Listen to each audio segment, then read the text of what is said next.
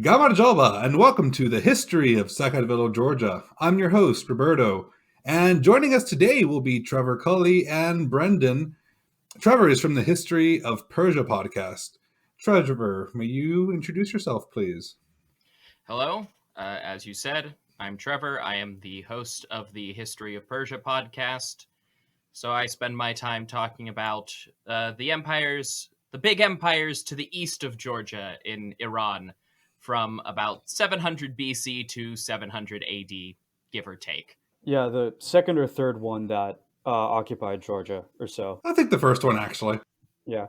We are at the... Oh, wait, that's why we're doing this episode. We are at the point where the Persian Empire is in charge. Or a Persian, I think. Wait, no, the Roman Empire is in charge now. For the most part. But the Sassanids were the one who put in King Mirian. Right. So, and in doing so, the reason I brought Trevor here today is so we could speak about Zoroastrianism. Because King Mirian III is Zoroastrian, and Zoroastrianism has been a very prevalent part in Georgian history. And of course, I thought who better to ask than Trevor, since he's running the History of Persia. Well, lots of people, but I will do my best to explain what is a very complicated religion, because all religions are complicated, but also because it has a very complicated history. Yeah, and I think you were able to I also know you, so that you're the easiest person to ask too, and I also do enjoy your show. So that's pretty much why I wanted to talk to you about this. At some point I want to have, some actual Zoroastrian educator on to talk to my audience, but I have to get to a point where that makes sense first, because it's still changing in my narrative, and which is something we're going to get into here, I think. Yeah, so I'm guessing around the time the Sassanids. Yeah, so I guess just get right into it. Zoroastrianism is a religion. It is the traditional religion of ancient Iran. It was the religion of the Persian empires that was largely, but not entirely, stamped out over the course of the spread of Islam. The largest population held out in the city of Mumbai in northern India. Smaller population held out in Iran, and over the centuries, there's been a very large diaspora, but very large in the scale of a religion that only has maybe 200,000 followers worldwide. The basics of Zoroastrianism are they worship the god Ahura Mazda, also called Ormazd or Hormizd or Hormuz. Any variation on that is the name of the god Ahura Mazda. He is the creator of the universe, and through that he created the Yazadas, which are what you could translate as either gods or angels, depending on how monotheistic the Zoroastrian you're talking to wants to be. There are movements in kind of both directions within modern Zoroastrianism. So to play it safe, I usually just say Yazadas or divinities. They are in conjunction with Ahura Mazda, the creators of life and the physical world. There are a ton of them, but some of the better known ones are Mithra and Anahita, and less known by name and more by reputation is Atar, or Adar, the holy fire. And this is where you get into this weird thing where Zoroastrians have a reputation for being fire worshippers. And in one very, very specific sense, that's true, in that they do venerate the Yazada Atar, who is the embodiment of fire. But fire is sacred and put on a pedestal in Zoroastrian temples, not because it is a god, but because it is a representation of Ahura Mazda, which is complicated, but when you have to talk about things like fire temples all the time, is an important note to keep in mind. And then there's another category within that is the Amesha Spentas, which are these 7 beings that are simultaneously independent and the 7 most important aspects of Ahura Mazda himself. And all of this is opposed by an evil god called Angra Mainyu. or Ahriman. And this is a direct counterpart to Ahura Mazda, where Ahura Mazda is the embodiment of everything that is good. Ahriman is the force that is trying to corrupt it and make everything bad. And most importantly, that is the group of spirits called the Daiva, or the Devs. And these are eventually in Zoroastrianism basically the equated to demons. But early on, they were kind of envisioned as fallen gods, the gods who are no longer worthy of worship because they started doing evil things. And that is all filtered through the lens of two concepts called Asha and Druj. They're usually translated as the truth and the lie, but it's really a lot closer to divinely inspired cosmic order and the disorder that is the opposite of that. Asha being order, Druj being disorder. It's funny that you do mention like the devs, because that is an important part of Zoroastrianism, but even like throughout Georgian mythology, you'd find the devs there as well. And they're actually they tend to be these like huge troll-like beings who cause mayhem on the earth and kill a lot of people. And, you have heroes such as the Georgian hero Amaran, who essentially goes out and kills all but 3 of them during his lifetime. So is it like, because the root word does come from like the Persian dev or deva. So I think that was just kind of something I wanted to point out to all the listeners out there who might recognize the terminology from our third myth episode. I'm sorry, what did you say the name of the evil god was? Alternately, either Angramainyu or Ahriman. And this gets into some linguistic stuff. The original language of Zoroastrian scripture and prayer is a language called Avestan, and that was spoken in different forms from about 1200 to about 400 BC, and might have evolved into things like Pashtun, or is at least related to them, but kind of falls off the radar for a long time. And in Persian, the name Angramainyu morphs into Ahriman over time. So you'll see them used kind of interchangeably in a lot of the more mythological texts. You'll see Ahriman more often. So with academic texts, is it just Ahriman mostly if it's relating to Persia then? It's a giant toss-up, honestly. Ahriman gets used a little bit more frequently than any of the later forms of Ahura Mazda for some reason. Maybe just because modern Zoroastrians talk about Ahura Mazda a lot more.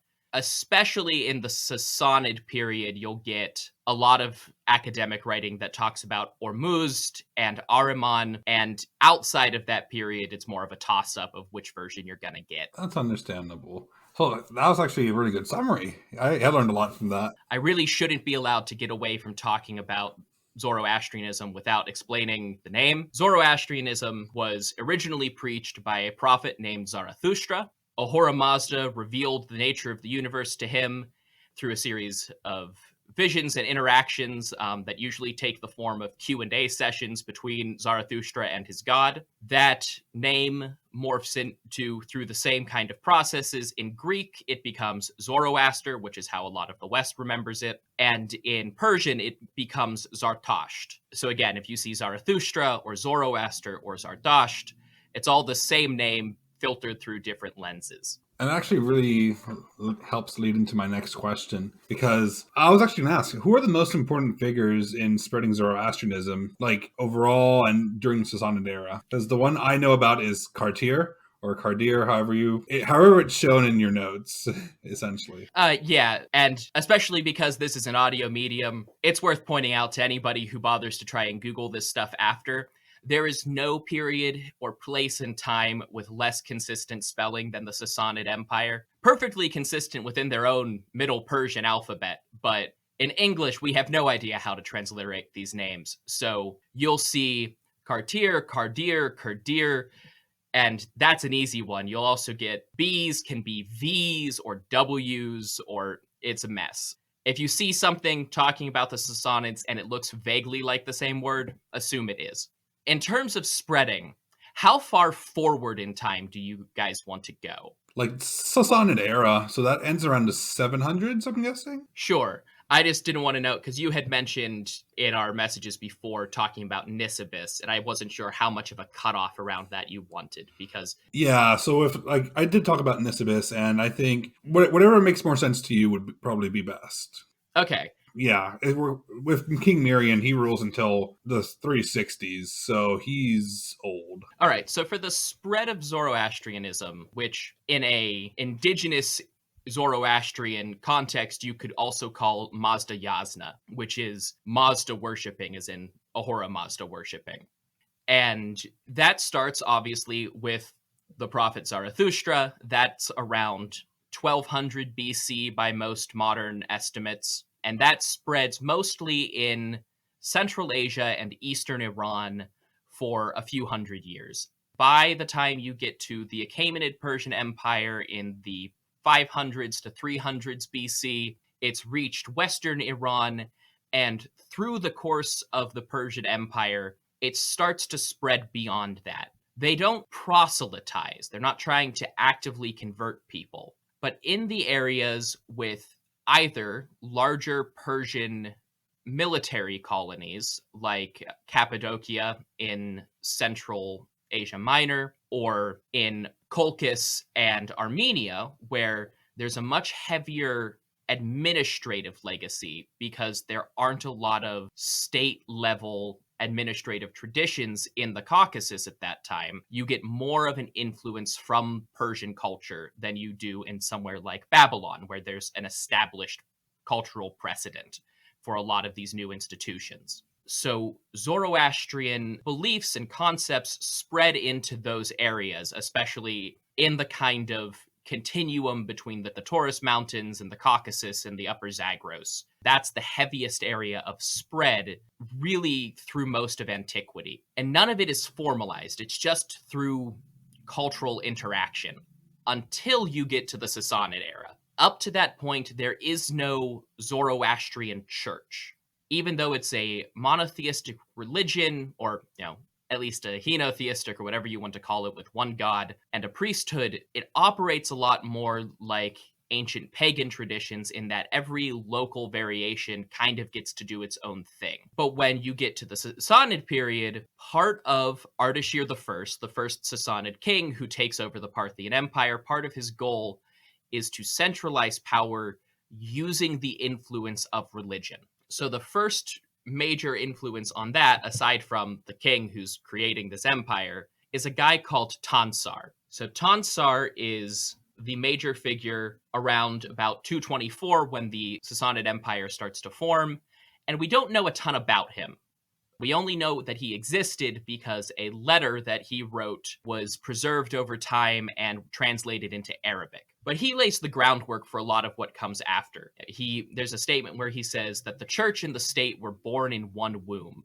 So that's the kind of guiding philosophy going into the Sassanid period. But in that letter, you get a lot of basic conception about why Zoroastrianism is so fragmented.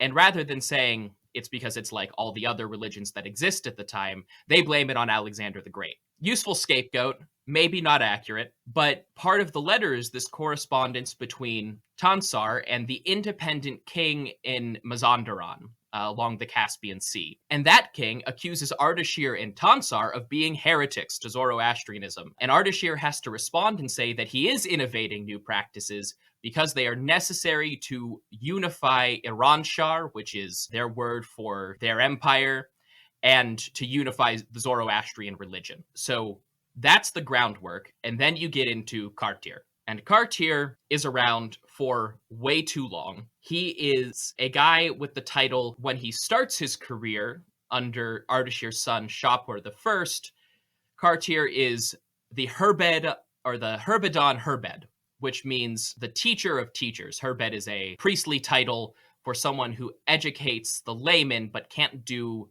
official ceremonies. And at first, he's influential, but not all-powerful. Shapur I, and you mentioned you wanted to get into this too, but I think focus on Shapur for a second. He introduces the prophet Mani into the equation. And Mani, who is the founding prophet of a religion called Manichaeism, is preaching a variant message on Zoroastrianism, but one that's really heavily influenced by Buddhism and Christianity, which are both spreading like wildfire on the periphery of the empire at this time. And Shapur gives him imperial support and money and like may or may not unofficially convert, kind of think like Constantine in the Roman Empire, never quite baptized, but kind of doing all the routines. And Cartier is obviously, as the leading priest in the royal court, very opposed to Mani, but there's not much he can do if the king is cool with it. But what he can do is get in the ear of the king's son, Hormizd. And when Hormizd becomes king, he kicks Mani out of court, but he doesn't do anything about it. And he's only king for like a year, and he dies. And his brother, Bahram I, is the one who starts persecuting the Manichaeans at Cartier's prompting. And that's kind of the onset of active persecution and proselytization in Zoroastrian history. Starts with the Manichaeans, and then a few years later, Bahram I dies, his son is Bahram II, and this guy makes Cartier king of the priests. Cartier is promoted from the teacher of teachers to the priest of priests, the Mobedan Mobed, and that's the next rank up. They can teach other priests, and they can do official ceremonies. And now Cartier gets the unique privilege in all of Persian history of being someone who's not a king, but gets to create his own monuments. He gets to start proselytizing to non-Zoroastrians, and he gets to start persecuting non-Zoroastrians. And in most of the empire, this means persecuting Jews and Buddhists and Hindus and Christians and all sorts of different groups. But in the Caucasus, in Georgia and Armenia specifically, he has a kind of different agenda. It's not just persecuting non-Zoroastrians, it's trying to convert the populace at large to Zoroastrianism, which may not sound like a difference, but nobody was trying to convince Christians to become Zoroastrians in Mesopotamia. People were trying to convince the Georgian elite to switch their gods over and become wholehearted Zoroastrians. And this is unique in the kind of breakdown of the empire. Under the Sassanids, you have Iran, which is basically correspondent to modern Iran and all of the countries that immediately border it. And then you have, except for Iraq. And then you have Aniran, which are all of the non-Iranian peoples. And in later tradition, Aniran means the same thing as non-Zoroastrian. But under Cartier, it clearly doesn't, because he views the Armenians and the Georgians as heretics. They are people who worship Ahura Mazda, but in the wrong way. Yeah, and that actually leads into another question I had, because Miriam III, he is the firstborn, supposedly the firstborn bastard son of Bahram II, and when he was put into power in Georgia, the king supposedly asked the Georgian elite, he'll worship, Armazi, but let him continue worshiping Ahura Mazda. And in doing so, the chronicles report that he was essentially worshiping Armazi and Ahura Mazda, cleaning their monuments, going out and making sure that everything was running smoothly. So it was a very devout figure. I did want to ask, how much syncretism did Zoroastrian allow for with these other faiths, especially because Armazi is kind of like, it relates back to like the old Hittite gods, but it also has a lot of influence from over the years because of Zoroastrianism, from what little we know about it. Right. And this is one of those things where, because Armenia acts as a bit of a buffer zone between Iran and Georgia, you can kind of see a lot more of the influence in Armenian mythology and Armenian pagan religion, where they basically have this subset of gods in Armenia that are identical to the list of gods you would get if you went to the Achaemenid capital at Persepolis and went through all of their archives there. And all of the Iranian gods mentioned there conveniently also pop up in Armenia. But you don't get quite as much of that in Georgia. You do get a little. You have, like you said, Armazi has some connections, but also connects back to much earlier traditions. And you see that a lot in ancient religion, where you have, some similar names and you just kind of mix them together because they're close enough, especially if they have the same job. But also in Georgia, I think you get the pairing of Ainina and Danina, which are a pairing that have a lot of similarities to Anahita and Nane, which were an Iranian Zoroastrian Yazada and a Mesopotamian goddess, respectively, but they often interacted in Achaemenid and Seleucid and Parthian Iran, too. So you see some of these same influences. And up to the Sassanids, there's never any pushback against the existence of other gods. Perfectly fine to worship gods from another pantheon. Sure, they exist. Ahura Mazda is just the best. Ironically, in the case of the Sassanids, a really prominent example of this is a god called Sasan, who was popular under the Parthians and kind of drops out under the Sassanids, and you kind of wonder if there's something to it there. It's not that they claimed descent from Sasan, it's just that people named their kids after gods. You have a king named Hormuzd. That's, it would be like naming your kid Yahweh in a Christian tradition. So there's no opposition to, especially in the early Sassanid period, to mixing pantheons, as long as you continue to do right practice and put Ahura Mazda first and do all of the right Zoroastrian ceremonies. But I also would wonder if, in the case of Almazid, that because Cartier was treating the Armenian and Georgian religious traditions as breakaway sects of Zoroastrianism, if a Persian coming into that situation would necessarily have seen capitulating to that demand as anything particularly heretical or different from just continuing to worship Ahura Mazda. I just want to jump in and comment that it's really interesting that you mentioned that incorporating any other kinds of gods or divinities into your religion was fine at the time, as long as you put Ahura Mazda first and had the right practice. Because typically in the West, especially, we tend to define religion by what people believe. For example, whatever denomination of Christianity is defined by the beliefs you profess.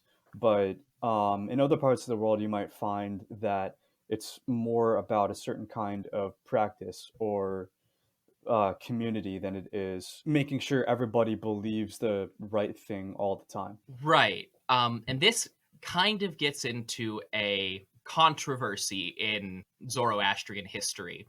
Not a controversy between Zoroastrians, but a controversy between historians who talk about them. On one hand, there's a camp of people, and I have to admit I'm biased because I study enough of this that I have to have an opinion. There's a camp of people who think that there is a set definition of Zoroastrianism, and they use kind of the peak of the Sassanid period as their baseline, because the religion was organized and well-defined and well-regulated, but it's before the Islamic conquest, so it's not a minority religion, and it gets to do whatever it wants and develop however it wants. There's another camp, and this is where I fall, that says, well, that's a useless precedent to talk about anything about Cartier's lifetime, because how can you say if something before all of those definitions and rules were in place was Zoroastrian, if those definitions weren't in place yet, if nobody had come up with it? This comes up a lot when I'm talking about the Achaemenid Empire, because not all of the Zoroastrian scripture group, generally called the Avesta, was even written yet. So when Darius the Great talks about Ahura Mazda is a great god and he created the universe and he made Darius king, well, how in the world could he possibly be properly Zoroastrian by any later definition? Most of the things that we have that describe the Zoroastrian Yazadas weren't written down when he was making those monuments. Or, not written down. They weren't written down for centuries, but weren't even thought up and composed yet verbally.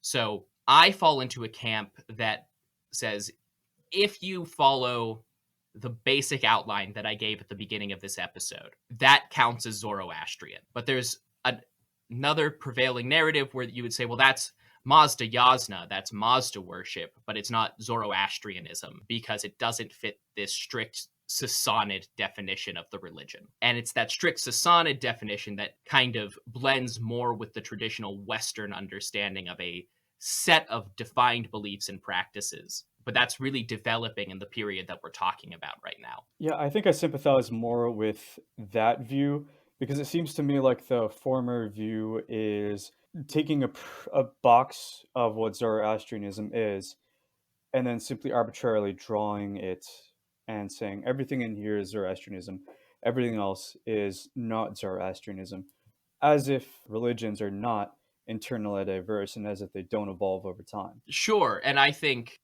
when you get to a point where you have already defined a religion like that, whether it's Zoroastrianism or you get a half dozen or so church councils deep into Christianity, and now you have a pretty set definition of what it is and what the general practices are, then you can start taking things and labeling them as different. Like, you have a group that's really prominent in Mesopotamia around this same time called the Nazarenes, and by most broad definitions at this point in time, I think you could realistically describe them as Christian, but we don't, because in our time, we have a very well-established definition of what Christianity is and the movements in ancient history that fed directly into it. And the Nazarenes aren't within that family tree. They're a branch that comes off very early and does its own thing. And that's something that you can get into with, like, Manichaeism,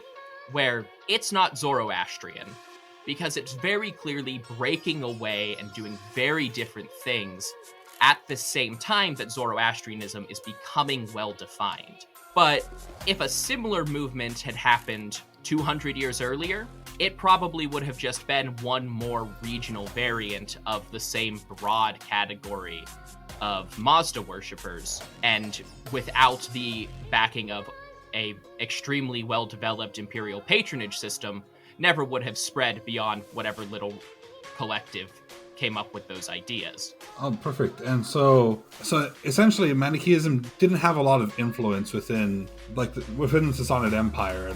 Really, it's just kind of like Shapur allowed it to spread somewhat, and he kind of had money into it. But once the Bahrams came in and Hormuzd, they were just like, nope, I'm getting out of this because Cartier says differently, or... Right. So you kind of have to think of it in a sense that Cartier is this major authority figure. He is the highest religious office that exists at the time, even under Shapur. So he's this young, very important guy in court when Bahram I is growing up. And so doesn't have the ability to influence Shapur, but he can whisper in Bahram's ear. And because Bahram likes him, he can whisper in Bahram's son's ears too. And it moves on from there. So Mani has a lot of political influence at this really early point, and has a lot of social influence until Bahram II has him executed. After that, Manichaeism remains a significant minority religion, kind of on par with Christianity in parts of the Sassanid Empire, and ends up kind of getting pushed over time into the steppe and gets adopted by some Turkic groups, and eventually ends up as another significant minority religion in China. And it always has some level of important social influence, but its political influence is really nipped right at this point. Alrighty, so that kind of goes into one of the questions I did write down was, with Cartier, how much power did the Fire Priest and Magi politically have in the realm? Because it seems like Cartier is a very powerful figure because of his ability to whisper into the Bahram's ears and his son's ears, and basically kind of getting that momentum into what Shapur wouldn't let him do. Right. So you have guys like this every now and then. We don't always know their names, who don't have a ton of influence on the sitting king, but they are high enough ranking and important enough that they can have a lot of influence on that king's son if it's not being monitored. So the high priest, the Mobadan Mobad, is always able to have some degree of political influence, and the king is always a check on that. The king the buck stops at the king, and it's up to him whether or not he listens.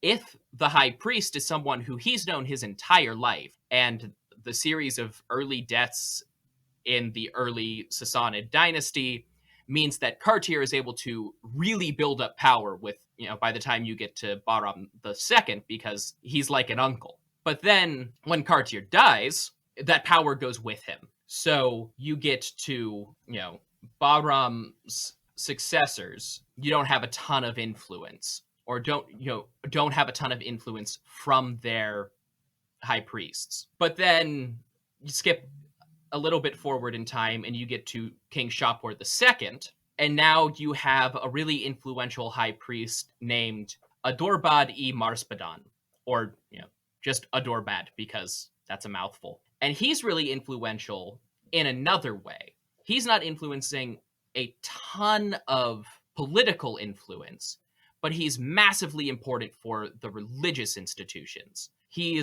continues Kartir's agenda of centralizing Zoroastrian authority, and he's the first king, or not king, sorry, the first leader in about 300 years to really try to collect Zoroastrian religious knowledge. And this is a project that had been set up all the way back with Tansar, who lamented that everyone had forgotten how to read the sacred writing, and knowledge of the Avesta, the traditional prayers and hymns of Zoroastrianism, was fragmented and only partially remembered by some priests and partially remembered by other priests in different ways.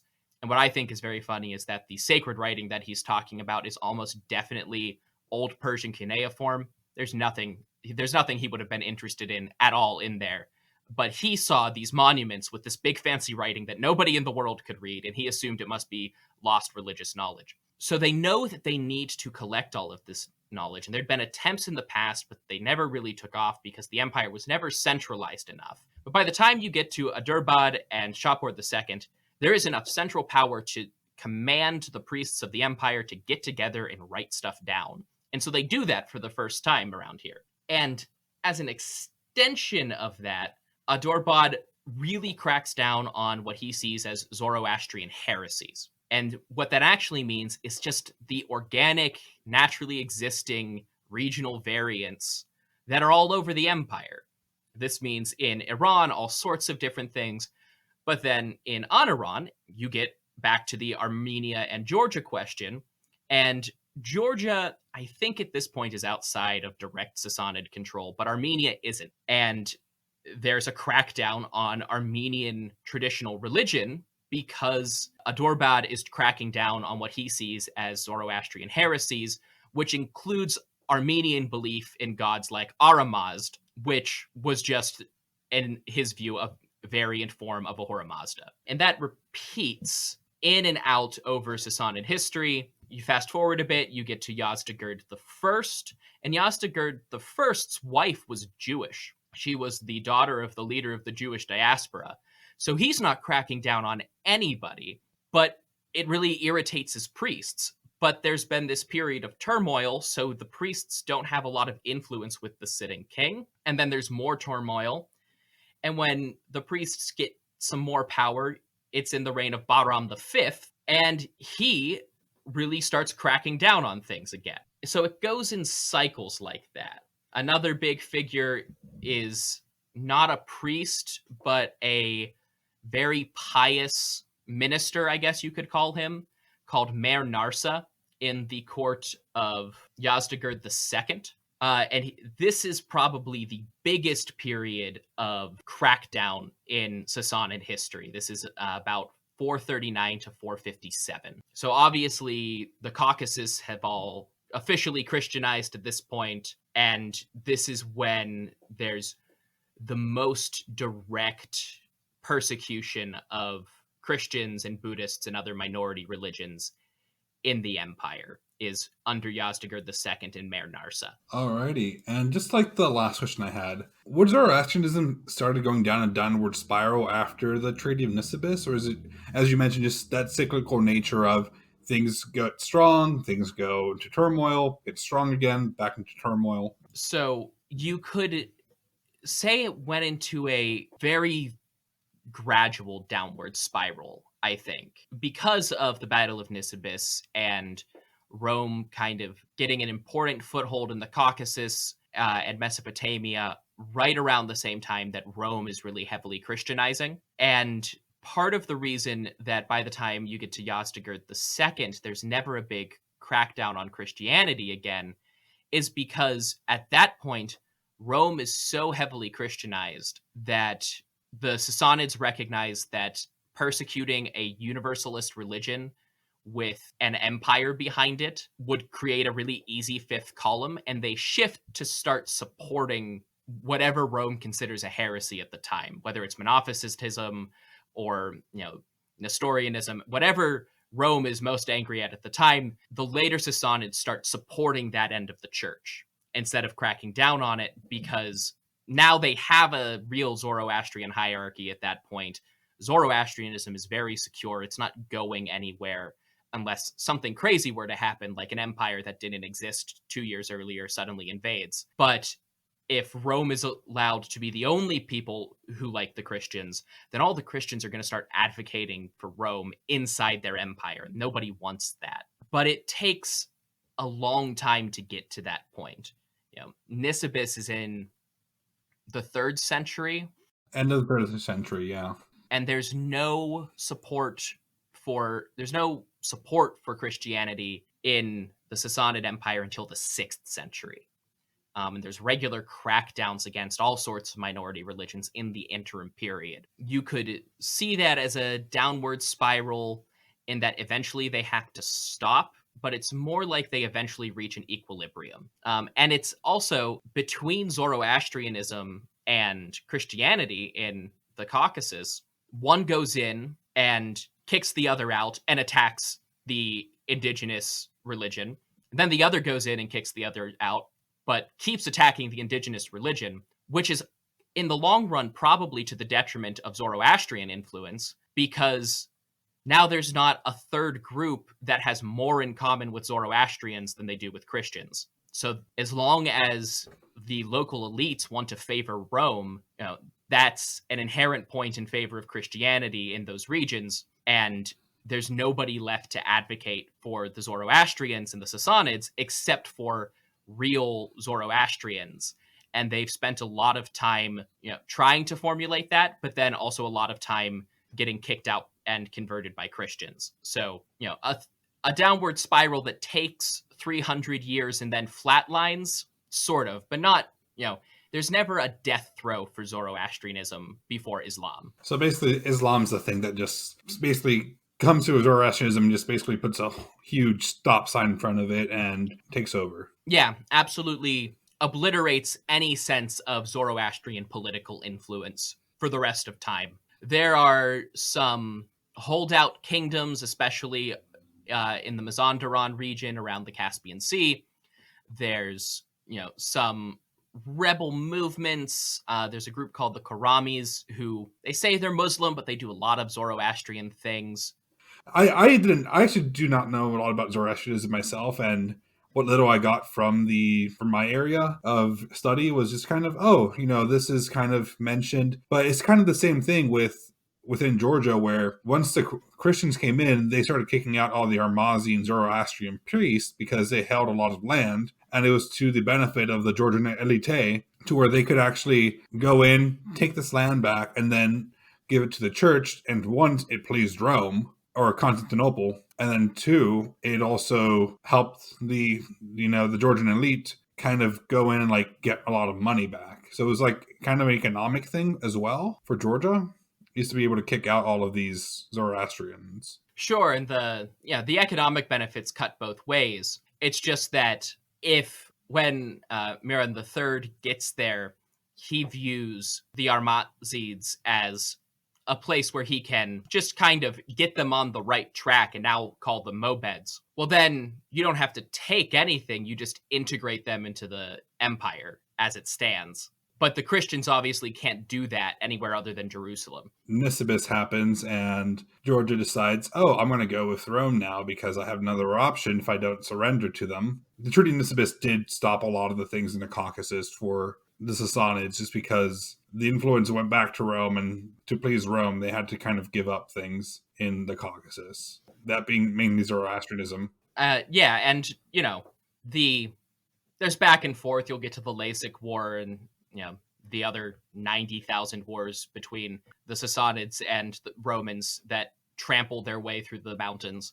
But because every single shift means less people who under even a loose definition could be called Mazda Yazni. That's, Zoroastrianism ends up at an inherent disadvantage because for every person they get on board, it's one less person who, could have held out against the Christians when the Christians come and systematically do conversions against Zoroastrians. The Christians only have to really target one group, whereas every time Zoroastrianism gets back in, you kind of have to go after two distinct categories, at least as, the Sassanids see it. Yeah, and so essentially with the Sassanid kind of conversion of like the Caucasus ended up being their own undoing when the Christians came in, is what I'm kind of getting, because since they don't have any more of that diversity in religion, the Christians were able to kind of come in and trample over the Zoroastrian faith. Yeah,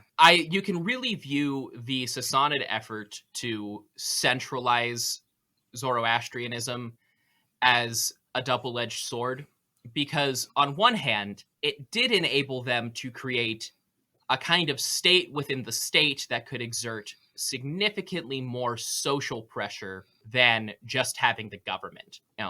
Creating that centralized institution of a, quote unquote Zoroastrian church was really important to making the Sassanids so much more stable and powerful than the Parthians had been. On the other hand, in the Caucasus specifically, treating the local religions as Zoroastrian heresy really undermined their ability to combat Christianity in the long term. Now, when they started that pressure under Tansar and Kartir, there was no way for them to realize that would happen. But the heavily institutionalized and hierarchical priesthood is one of the things that probably led to, a lot of different religious movements peeling people away from Zoroastrianism and sped up, if not wholly enabled, the Islamic conversion process. Because, you have this suddenly, for the first time ever, very centralized religious authority. And anybody who disagrees with that or, wants a less centralized religion, well, all of the Eastern variants of Christianity that are getting popular at the time, especially before Rome converts fully, well, those are less institutional, and Manichaeism is less institutional, and Buddhism is less institutional. And in the 6th century, you get the Mazdakite movement, which is a definitively Zoroastrian sect, but also one premised on the basis of rejecting the existing hierarchy of priests. And that becomes insanely popular for a few decades before there's a royal crackdown in another one of those instances where the prophet Mazdak gets in really close with the king, but the high priest gets in really close with the king's son, and there's a lot of political tension at this time. And then when the king's son is of age, the high priest leverages that to institute a pogrom. But you have these regional movements outside of the power centers that are constantly pulling people out of Zoroastrianism's political influence. And a lot of that is in response to how overly centralized it becomes in this time period, while at the same time becoming that centralized in the first place really sped up the formation of imperial power. Well, I think that is all we're going to do for today, because this is getting to be about an hour. Trevor, thank you so much for coming onto the show today. It was really enlightening to kind of hear more about Zoroastrianism, especially for us laymen who don't know much about the whole thing, and especially with you knowing where to get all these sources for the Persians. It's really helpful that you're able to come onto the show today and help us with this. Also, you're our first podcaster guest too, so that's awesome. Oh, that's right. Yeah, you are. Well, I mean, I suppose I kind of count, but I'm also involved in making it in some level. Trevor's the first podcaster to be on our show. Well, happy to do it. Yeah, as I said, happy to do it. If your listeners want more about Zoroastrianism or Manichaeism specifically, I do talk about it. I will talk about it forever. But if you want a really good, less than 100 episode long breakdown of it, I really recommend finding the Literature and History podcast, which did episodes on Zoroastrianism and Manichaeism a couple months ago. I think it's episode 82 and 84. It's a really good 2-hour explanation instead of 20 hours. Those links will be down in the episode transcription. Yeah, and of course, there's me. Find me, historyofpersiapodcast.com, or just, type in History of Persia into whatever app you're using right now. I'm in there. Nobody else is doing this stuff. And, it's also on our website under our friends page, probably one of the top ones there. Episodes in the episode transcription, links will also be provided to Trevor's RSS feed and his website and his Anchor page as well. Alrighty, well, thank you again, Trevor, and have a good one. Yeah, of course. All right, have a great weekend, Trevor. Have a good day.